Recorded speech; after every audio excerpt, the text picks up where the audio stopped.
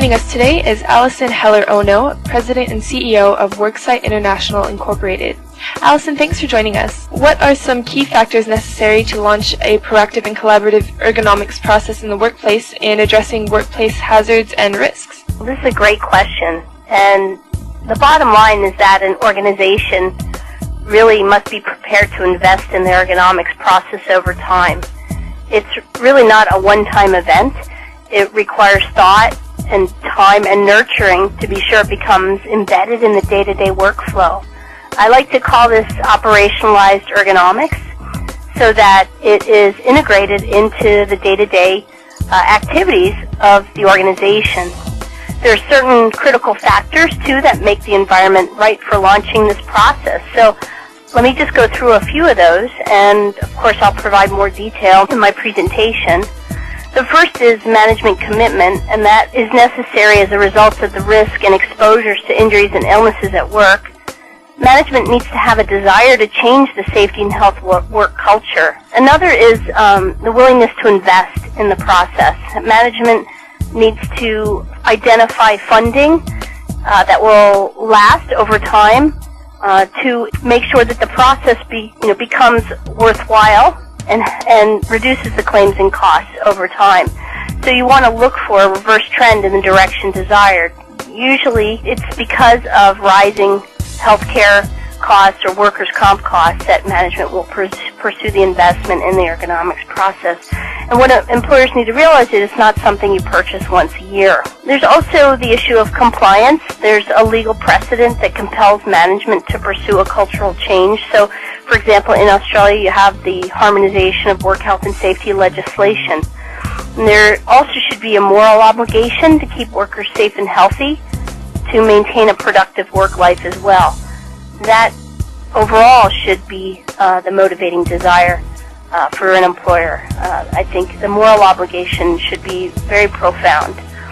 And finally, exposures. The employer has to understand the exposures to risk factors that increase the likelihood of injury and illness in the workplace.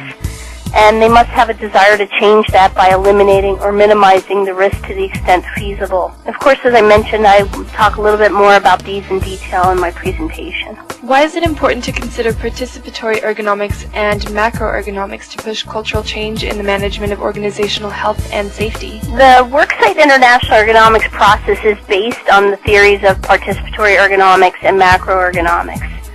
The two theories help to act as a medium in which to drive change. Ergonomics is something you can get your hands on. You can see it and feel the difference physically and mentally when a workplace is more ergonomic.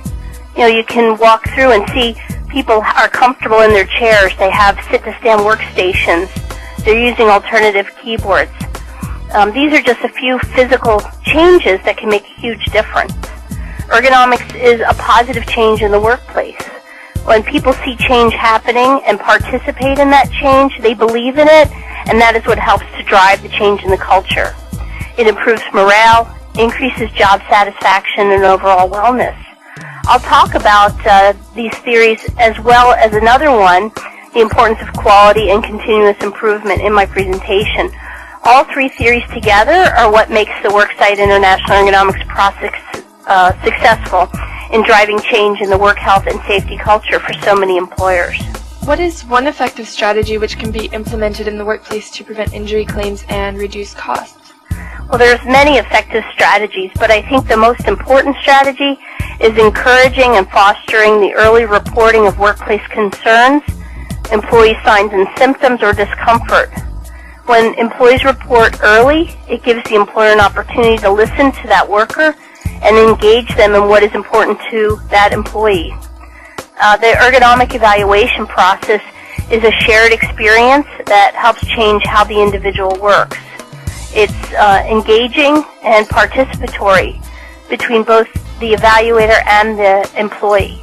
And the evaluation is an opportunity to educate the employee on safe work practices, how to improve the workstation, provide better tools and equipment, as well as improve the work environment. And this results in better productivity and better comfort in the workplace.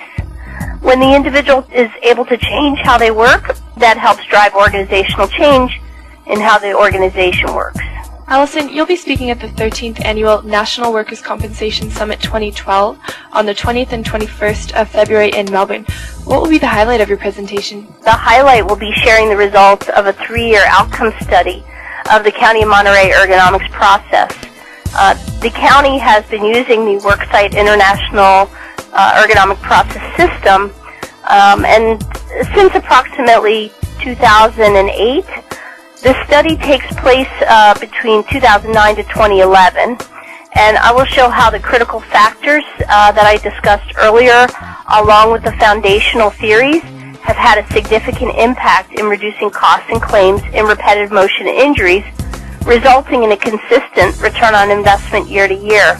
These results are repeatable and accessible to employers around the world who are willing to embrace ergonomics as a cultural change agent. I've studied the success of this process for over 18 years, and I sincerely look forward to presenting my work at the 13th Annual National Workers' Comp Summit 2012 in Melbourne, Australia. Alison, thanks very much for joining us, and we look forward to seeing you in Melbourne. Thank you very much. We'll see you then.